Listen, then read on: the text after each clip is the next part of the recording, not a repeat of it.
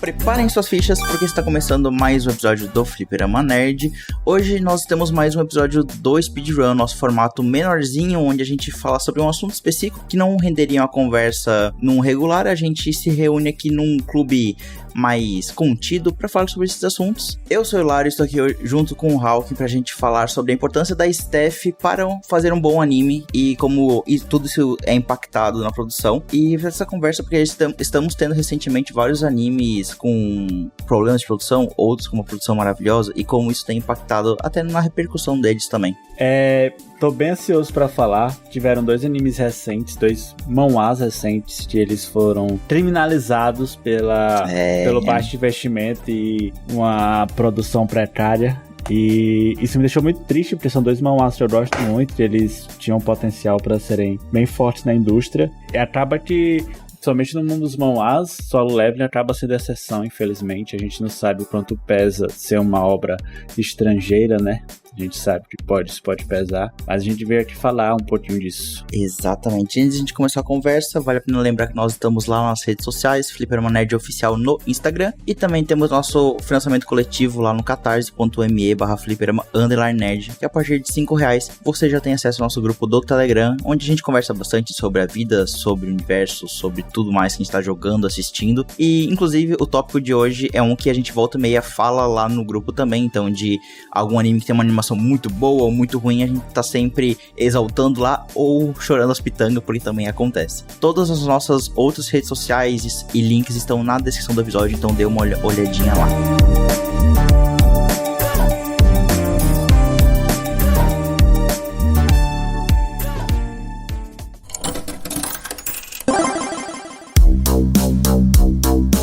Quando tu sugeriu a gente gravar esse assunto, foi perfeito, assim, o timing, porque realmente, de um tempo pra cá, a gente tem tido obras fazendo muito sucesso pela animação boa, ou também se tornando infames pela animação ruim, né? Antes da gente entrar nessa conversa, só explicar rapidinho, assim, pros nossos ouvintes, o que a gente quer dizer quando a gente fala da Steph, né? A gente tem dentro dos estúdios de animação, então, citando exemplos da Madhouse, que foi quem fez a primeira temporada de One Punch Man, o Estúdio Bones, quem fez Noragami, quem é que faz Boku no Hero até hoje, e por aí vai. A gente tem sempre as equipes que recebem esses animes, vão animar eles, né? Normalmente esse trabalho, ele conta com o papel de um diretor, que vai ter os seus contatos e vai trazer animadores ali para sua equipe, além dos animadores próprios da empresa. Então tem muito contrato temporário, tem muita gente que faz freela ali para animar o anime, né? E quando a gente diz staff, é muito esse conjunto de pessoas, são várias equipes dentro do mesmo estúdio, então, né, isso pode gerar uma diferença de qualidade de animação dependendo da equipe envolvida dentro do mesmo estúdio. Então a gente pega um estúdio, sei lá, a gente pega um estúdio Bones que tem animes que variam de animação entre eles, então é por conta disso. Então quando a gente fala de staff é muito nesse sentido, e a gente sabe o quanto a animação hoje em dia ela é importante, e o quanto na real sempre foi importante, né, mas já que é um anime, mas de como eu sinto que o nível de produção para animes semanais tem crescido muito nos últimos anos, e isso se tornou meio que normal, assim, para obras mais hypadas. Isso, a gente tem algumas coisas de alguns momentos que influenciam, que mudaram a indústria e que estão priorizando muito a qualidade dos animes semanais, que muitas vezes nós só conseguíamos ver em filmes. Primeiro foi a paralisação de animes infinitos. Hoje em dia, basicamente, só temos One Piece. A gente chegou a ter, na época, todo anime grande, a gente já sabia que esse infinito era quase que padrão pra indústria, né? Bleach, Naruto. Eu acho que o último que começou foi... qual é o do Astra? O Black Clover. Uhum. Black Clover. E aí, o mesmo Black Clover, quando chegou perto do mangá, ao invés de fazer filler, ele parou, né? Sim, isso é uma mudança bem interessante na indústria, porque justamente agora os animes são bem fechados em pacotinhos, até animes que antigamente seriam obras extensas, eles sempre agora estão se encaixando ali no formato de 12, no máximo 24 episódios, né? Que é quando a gente pega uma season, ou quando a gente fala sobre anime é sempre cur, né? Então, um cur, ele é uma season, então de 12 episódios, aí tem animes que pegam 2 curs e por aí vai. Então, é muito interessante ver essa mudança, assim, de como os animes agora estão se encaixando nesse formatinho, e até recentemente One Piece, que nunca teve pausa, teve 6 meses de pausa. Isso é uma mudança de forma geral na indústria. A gente tem tido menos mangás infinitos de forma geral, os mangás estão finalizando, os autores parecem estar tendo mais livre-arbítrio para terminar a obra quando quiser, e não só através do dinheiro para a editora. Isso é muito legal. E com isso virou um marco, né? Tipo, se o mangá ele é muito sucesso, é um mangá de hype, vibes Chainsaw Man, vibe Frieren, a gente já dá como certo uma animação de alta qualidade. E isso fez a gente elevar nosso patamar. Elevar nosso patamar de gosto, sabe? É como comer uma comida boa e você fala, cara, eu não quero mais comer aquela parada, aquele meu arroz solado todo dia. Então... Nossa, total. Quando você tem um anime que você tem uma expectativa alta, ele te entrar de animação que a gente gosta de brincar, que é slide, vibes... Shumatsu no Valkyrie, da Netflix, vibes agora The Beginning of the End, a segunda temporada de Toy God. Então, assim, esse nível de animação que é até escrachado de tão lento que principalmente para animes de ação, o nosso paladar ele tornou quase que não palatável, sabe? Nosso paladar para animes. E aí, ver isso até frustra. A gente fala, pô, então eu vou ler o mangá, vou ler o manhwa, porque vai entregar a mesma experiência. Curioso como realmente mudou, porque tu comentou antes ali de como no passado a gente tinha muito a distinção de animação de anime semanal e animação de filme, né? E quando tinha algum anime semanal que fazia alguma coisinha a mais, nossa, isso parece um filme! E hoje em dia isso não é mais verdade, justamente porque agora a gente tem essas produções que dão mais atenção para os animes semanais. E isso é muito interessante nessa direção que a indústria tá indo, assim. E, como você falou, tem o ônus de que hoje em dia não é mais admissível não só uma animação ruim, mas também uma direção ruim. A gente tem vários momentos, assim, alguns animes que até pode ter uma animação ok ali na média, mas que a gente vê que o ritmo tá estranho, né, que é muito da própria função do diretor ajustar esses pontos, da direção de como vai funcionar as cenas, de como pegar o mangá e melhorar ele, levando em conta a mídia de anime, né, que é algo fluido. Então, hoje em dia, tudo isso parece estar mais evidente, assim, e mais importante também. Inclusive, as pessoas, elas estão cada vez mais conhecendo nomes de diretores. Hoje em dia, quando o anime é anunciado, vai sair com o diretor X, Y, até o público mais geral aqui do Brasil já sabe o que esse diretor pode entregar. Isso é bem legal, a gente vai se tornando cada vez mais crítico, mas só que isso pesa para a indústria também. E talvez isso faça ter cada vez mais time-lapse entre os animes no sentido de entrega de temporadas. Por exemplo, Haikyuu é uma baita obra e eu não sei quando a gente vai poder ter a finalização dela. O mangá já tá acabado há anos e não tivemos essa finalização. Mas em compensação a gente às vezes espera, né? A gente entende que é algo para te entregar uma qualidade muito, muito acima. Mas mais do que isso, tem obras que sem essa animação é posto inclusive em xeque o quão é válido assistir ela, sabe? Quão é válido consumir. Eu acho que isso vai ser um ponto bem legal da gente falar também. Cara, o que tu falou é extremamente interessante porque existem obras, até obras recentes assim, que se não tiver uma boa animação, a obra ela quase que se torna desinteressante, assim, porque a graça, digamos assim, é você ver os quadros bem animados, ou até animes que tem coreografia de luta, ou enfim, a gente vê essa coreografia bem fluida, né? Pra mim tem alguns exemplos que me vêm à cabeça, tipo Windbreaker, né? É um anime que eu volto e meia tô falando no grupo do Telegram, o Hulk sabe o quão fã eu sou também, assim, desse anime, que é um anime tão simples, tão bobo, assim, de certa forma, mas que a animação é tão boa que é bastante um anime de briga de gangue, né, digamos assim, e não tem nada de tão demais, assim, na história, nos personagens, mas a animação é tão legal, é tão fluida ver as lutas, ver as cenas dramáticas bem animadas, que eu tô ali meio que pra ver isso, pra ver cena bonita, então é muito legal, assim, de como animes realmente conseguem se exaltar por conta disso. Justo, temos aí casos na indústria recentes de animes que melhoraram o material original devido à boa qualidade da sua animação. Vibe e o História, não, tenho certeza que o História passaria muito batido na temporada dele se a gente não tivesse, principalmente nos primeiros episódios, uma qualidade de animação tão alta. Não só de animação, quanto toda a produção do anime. Que inclusive A animação de uma história durante toda a obra, ela é bem acima da média. Mas o que a entrega no início é tão alto que quando ela varia um pouquinho no final dela, porque a gente viu que os animadores estavam com prazos curtos, a gente sente, sabe? A gente consegue notar, fala, aqui dava pra ser melhor. Principalmente na última luta, tem uma cena do Will que ele tá pulando, ele virou só um pontinho, né? Mas assim, a gente se torna muito crítico, mas isso é importante pra dar vida pra essas histórias. E enquanto tem outras histórias que a gente não tem o mesmo peso.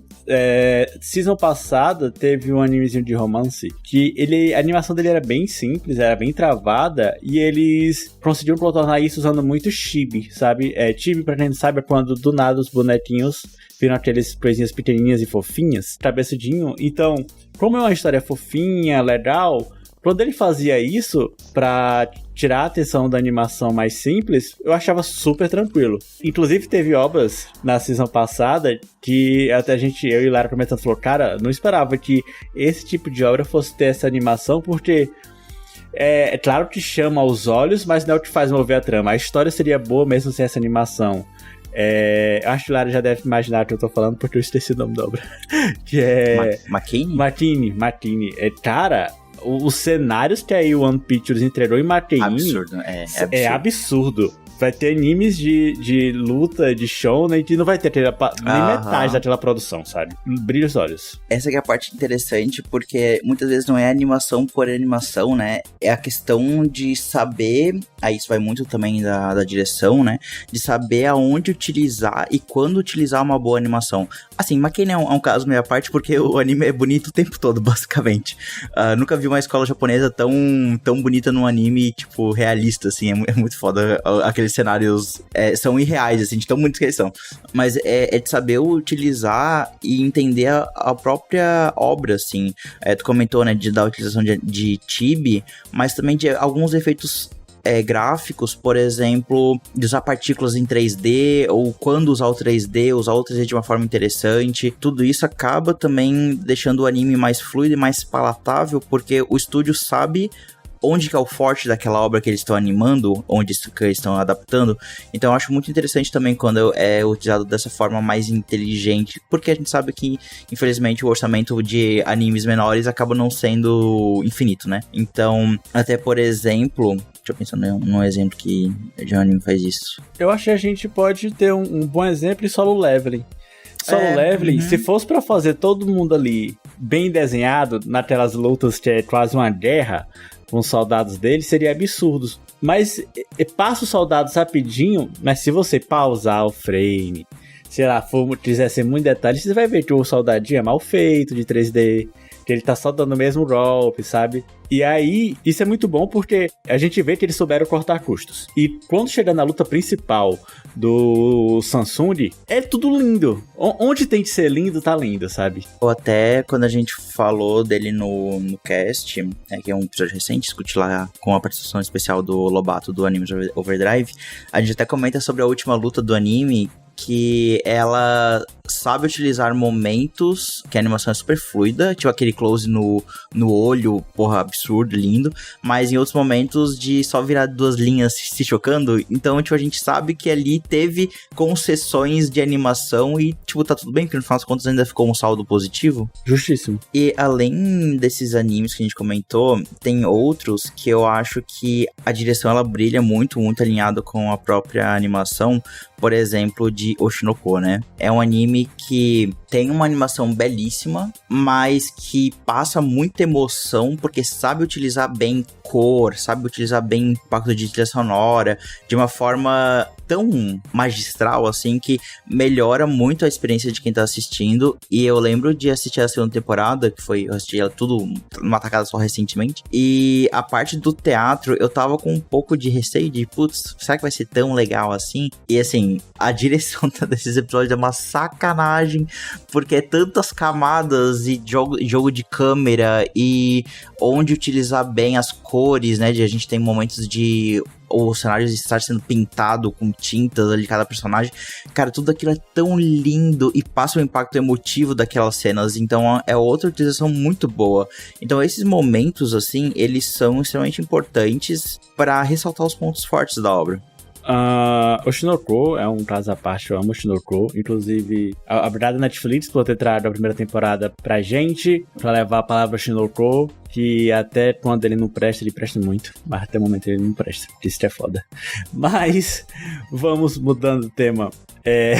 A direção, ela pesa muito, não só a direção. A gente fala muito de animação o tempo todo, porque a gente acaba deixando as outras coisas passarem. Mas trilha sonora... Teve um caso especificamente recente que foi Kaiju. Cara, eu amo toda a trilha sonora de Kaiju. Os momentos épicos, aquela cena dele, quando ele vai golpear. Eu já assisti aquela cena, toda vez que aparece no Instagram em um Reels pra mim, aquela cena, principalmente pela trilha sonora, é fantástico, sabe?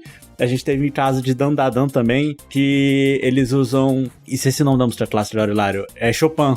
Eles, do nada, ele vai começar a correr, ele te manda um Chopin ali, e você consegue buscar na sua memória que você já ouviu... Teve outros casos de corrida Oi Pernalonga, não é mesmo? Com a parte de Chopin, isso te marca, e eles sabem trazer isso pra você.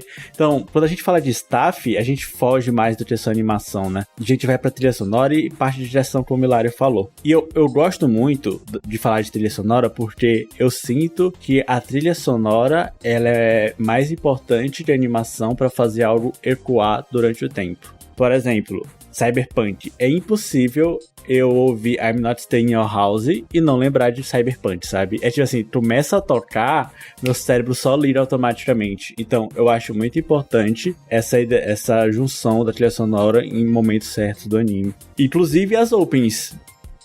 Se você Com certeza. Mano, se você quer ter um anime foda, você precisa ter uma música boa no seu opening. Tem que ter regra, senão não passa. E como associa, né? Tipo, a gente comentou de Dandadan. Nossa, se tocar a primeira nota da abertura, tipo, da música de abertura em algum lugar na rua, tu vai automaticamente lembrar do anime. Então, eu acho muito foda quando tudo isso se casa. Ou até recentemente a gente teve a utilização de trilha cantada dentro do Solo Leveling. E, cara, é muito foda, porque dá todo um outro impacto pra cena. Então, quando o estúdio sabe utilizar esses artifícios, ele aumenta muito a qualidade da obra. Uma obra que faz isso perfeitamente bem, desde o seu início praticamente, é Jojo, por exemplo, que é aquela arte bem estilizada, com a trilha sonora muito marcante. Tudo bem que o mangá já tem muitas dessas inspirações, mas a gente tem o anime pegando e melhorando tudo isso, e aí se torna uma coisa extremamente única, que quem bate o olho já vai entender que é Jojo, né, por exemplo. Então tem essa mudança de cor do céu, do nada na parte 4, e tudo isso dá um clima diferente. E então quando a gente fala muito também de animação e direção, não é só aquela animação ultra detalhada, absurda, que dá de ver os poros do personagem ali na animação. É também essa visão artística de como casar isso de uma forma agradável. Por exemplo, tem um estúdio que eu cito em quase todo o Seasoncast, que é o Estúdio Trigger. Que as animações do Estúdio Trigger não são, tipo, ultra detalhadas e, nossa, dá de ver cada partezinha do personagem se mexendo frame a frame e super detalhado e tal. São animações muito mais fluidas, com menos detalhe, mas que passam uma vibe muito único para os animes que eles estão trabalhando. Então, é muito interessante ver como estilos de animação diferentes podem também ser utilizados para passar sentimentos diferentes dentro das obras. A gente tem inclusive um anime dessa temporada, que eu tava falando com o Hulk aqui antes da gravação, que é o novo Gundam, né? O Gundam GQX. Que é um anime que eu comentei que dentro do Seasoncast, então dei uma escutada lá, mas que pega a ideia da animação também mais escrachada, mais fluida, e aplica muito bem dentro de um anime de um robô gigante. Então funciona muito bem. Então tudo isso é bem importante, assim, de como os animes são enaltecidos pela parte artística, assim, porque no final das contas é uma obra de arte, né? O Estúdio Trigger é um daqueles estúdios que a animação é dele, sabe? E isso é muito legal. Quando você bate o olho, você fala, isso aqui é Trigger. Você não precisa ouvir, você não precisa ver, você só sabe que é Trigger pela forma como os personagens são desenhados. E como você falou, não é necessariamente algo lindo, sei lá, como Blue Bots. Eu amo os closes de Blue Bots. Que é fantástico, de detalhista. O Estúdio Trigger, ele tem aquele traço original dele, e que é absurdo. Um outro estúdio, assim, que eu também gosto bastante, que tem uma personalidade muito única, é o Estúdio Shaft, que é quem faz Monogatari Series, né, que também é um anime, é uma série de animes, que não tem uma animação super extravagante, mas sabe muito bem como dar uma direção muito única para os seus animes, né? Então é aquele, pra quem não conhece, né, Monogatari é aquele anime que tu tá tendo uma conversa de 2 personagens dentro da casa por 20 minutos, mas é tudo tão dinâmico que é close no olho de um, close na boca do outro, close num panorama, tela vermelha escrita que não tem nada na tela vermelha, tipo, e é uma loucura, mas tudo isso funciona muito bem com o que a obra quer dizer e como passa muito sentimento. Então o Estúdio Shaft é outro que eu gosto muito por ter muito essa personalidade. Sim, uma dica que fica aqui foi uma coisa que você fala, acho que tu chegou até a citar o termo no início, se não citou, vale a pena passar pros fãs, mas sempre que vocês quiserem pegar mais conteúdo, principalmente no Twitter, eu acho muito legal, tem muitas contas legais lá, tá? Mas vocês procurem por Sakura, S-A-K-U-G-A. Sakura é um termo japonês para boa animação, mas principalmente fora do Japão, aqui no Ocidente, né? Nos fóruns, na internet, lá há um tempo atrás, a gente foi adotando Sakura como cenas que são extremamente fluidas e bem animadas. E aí tem vários perfis no Twitter que eles pegam as cenas do dia e esmiuçam sobre por que essa cena foi um Sakura. A gente tinha um brasileiro que infelizmente acabou, mas eu amava acompanhar os posts dele, que é do Sakura One. Fica um saudosismo meu, acabou ano passado, infelizmente, o perfil, mas tem muita coisa legal que ele escreveu e que vale a pena ler lá. Acho que essa dica é bem legal pro pessoal saber onde procurar.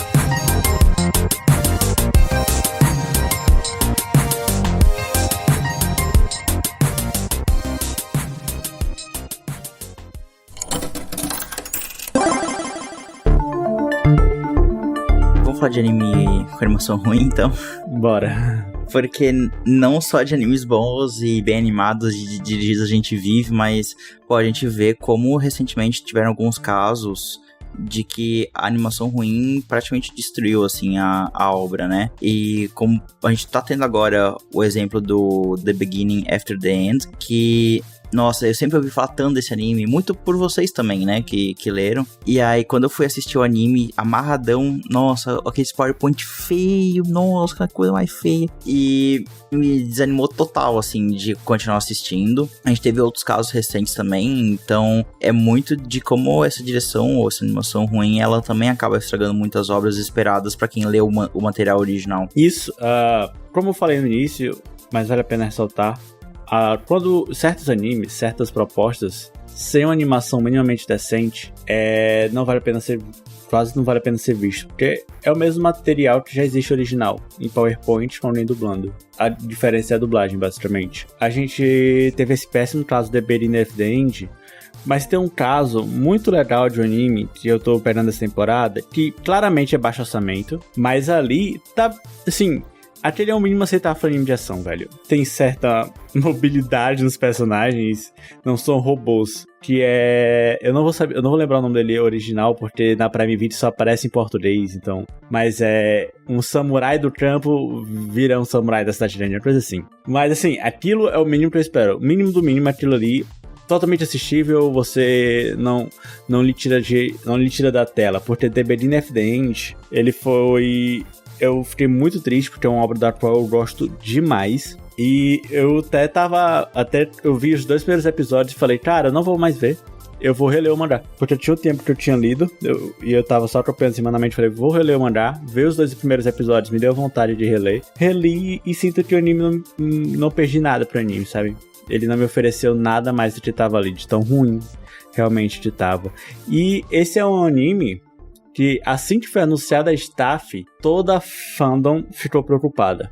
Eu sempre acompanho bastante no Reddit e tal, as coisas que eu gosto, os fóruns, e todo mundo esperava algo ruim, pelo menos abaixo da média, mas eu acho que eles conseguiram ir aquém do que a gente esperava em The Beginning of the End. Uhum. E esse é um tipo de produção que hoje, com o nosso paladar, se tornou quase inaceitável. Eu gosto muito de comparar com o YouTube, sabe? YouTube, há 10 anos atrás, se você tinha uma câmera, uma webcam, você ia gravar vídeo com um som meio estourado, as pessoas iam lhe assistir. Hoje em dia, o YouTube se tornou uma parada tão profissional que se tu abre um vídeo e ele é muito ruim, não tem um áudio, um vídeo decente, você não quer.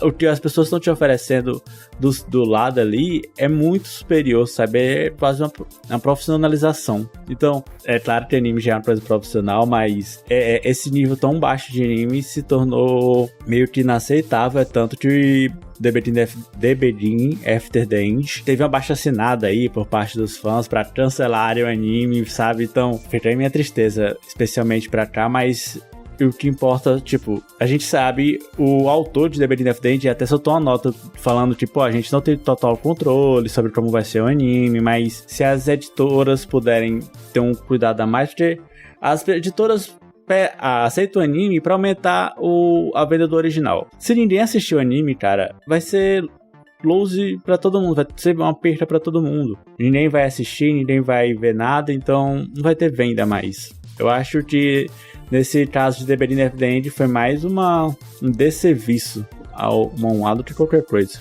E como realmente influencia nas vendas, né? A gente viu acontecer diante dos nossos olhos o crescimento de Kimetsu, por exemplo, né? Do Demon Slayer. De que era um mangá da Jump, que já fazia um certo sucesso, mas estourou absurdamente depois do anime, lá em 2019. Então a gente vê como realmente influencia muito. E tem um caso que é muito curioso que aconteceu ano passado, que foi de 100 a 0 muito rápido, que foi o Uzumaki. Que o primeiro episódio tava numa produção absurda de linda, tava todo mundo aplaudindo, falando, puta, é isso, a gente sempre quis uma adaptação tão boa de uma obra do Junji Ito. Cara, porra, eu fiquei hypadaço, nunca tinha lido nada do Junji Ito, fui assistir o primeiro episódio super feliz, amei o primeiro episódio, comecei a comprar alguns mangás dele, fiquei super feliz, pra na próxima semana a animação cair, mas de uma forma tão horrível, tipo, de despencar mesmo, assim, na qualidade, e matou o anime. Basicamente, a nota do My Anime List dele tava alta no primeiro episódio, saiu o segundo episódio e ela despencou. E aí ninguém mais viu, ninguém mais falou do anime, o anime caiu num esquecimento e a gente meio que fica com esse gosto amargo. Então, foi um caso muito específico que foi, tipo, nossa, do top da animação pra nada, assim, muito rápido, e até, inclusive, na época a gente teve próprio pronunciamento do estúdio falando que eles só tinham um orçamento para um episódio, né? Tinha um pouco orçamento e decidiram fazer tudo no primeiro episódio e o resto foi ali como deu. Então é um caso muito triste, porque era uma obra muito esperada por muitas pessoas e estava sendo produzida há muito tempo já. Então foi uma pena que isso aconteceu com o Uzumaki também. Inclusive tem um anime que eu gosto e venho falando bastante, falei inclusive no Seasoncast, que é Shoshimin. E Shoshimin, na minha opinião, mostra o peso de um autor. Pra quem não sabe, Shoshimin, ele é do mesmo autor de Ryota. E Ryota já foi um anime da A1 Pictures na época. E fez muito sucesso. E Shoshimin foi trago pela A1 Pictures e deram pra ele um staff de anime famosíssimo. É nível Maken, saca? De cenário. Então, isso mostra que até o peso do autor, do nome do autor, pesa pra você ter uma animação boa. Mas na época de Ryota, ele não tinha esse peso todo ainda. E a animação de Ryota é muito forte por deixar a obra viva até hoje, sabe? Se você for assistir Ryota recentemente, é um anime que envelheceu muito bem. Então, fica cada vez mais notório o quão importante é a gente ter essa staff legal para a divulgação da obra.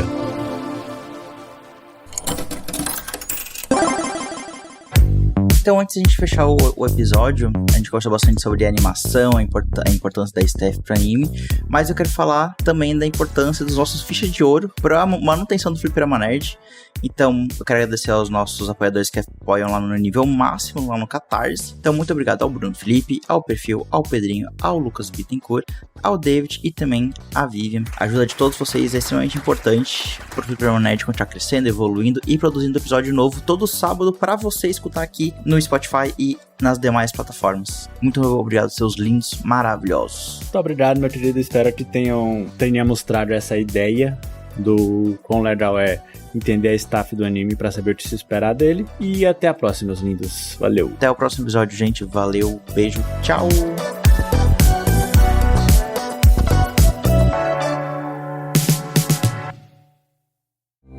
Este episódio foi editado por Sintonia Criativa.